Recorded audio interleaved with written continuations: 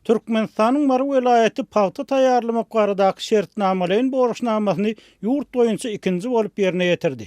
Bu waka Azatlyk radiosynyň hökümete ýakyn çeşmesiniň beýle ýurtda hususan Mary welaýatyny paýta plan borçnamasyny dol ýerine ýetirmegiň gumana duwarada beren habarlarynyň ýa-da gawat geldi. Türkmen mediasynyň 5-nji noýabrda beren habaryna görä Mary welaýatynyň kärenneçileri 313.000 tonnadan gowrak paýta hasylyny döwlet karmanyna tapşyrypdyr. Şu gün bir ýerde Tewitiň paýtaçylarynyň şöhratly zähmet ýeňşi münasibetli dawara geçirildi. Oňa gatnaşanlar Prezident Gurbanuly Berdimuhammedowyň welaýatyň ähli owazolyk işgärlerine iýeren gutlugyny uly josgun bilen diňlediler diýip TDH-nyň habaryna aýdylýar.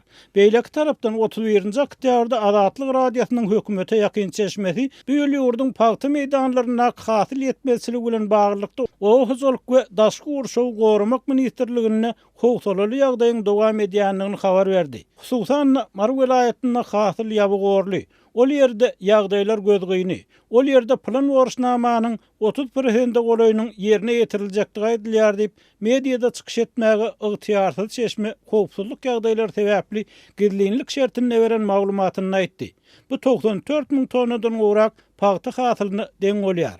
Oktýabryň ahyrynda Türkmen News nesri ahal we Mary welaýatlarynyň ekin meýdanlaryndan 22-nji oktýabra çenli ýygnalan paýta hasylynyň olaryň döwlete tapşyrmaly plan borçnamasynyň bary ýogy 40%-den gowrakdygyny habar berdi. Mundan öňe 19-nji awgustda Azatlyk radiosynyň ýurt içinde habarçysy Mary welaýatyna büýül gowaçanyň ýdeginiň pesdigini, körekli medik gowaçalaryň gunçalaryny döküp başlandygyny habar berdi. Onuň ýiberen videosynda iýne gany ösüp bilmedik gunçalaryny dökýän heniz körekli medik gowaçalary görse bolýar. Galy berse 9-njy awgustda Azatlyk radiosynyň redaksiýasyna Sakarçaga etrafyndan bolşan beýleki bir videoda seýrek gowaçaly ekin meýdanlaryny görmek bolýar. Şu ýyl Türkmenistan boýunça gowaç ekmek üçin 550.000 hektar yer taýýarlanylyp, ondan 1.050.000 tonna paýta hasylyny ýygnamak gödeginde tutulýar.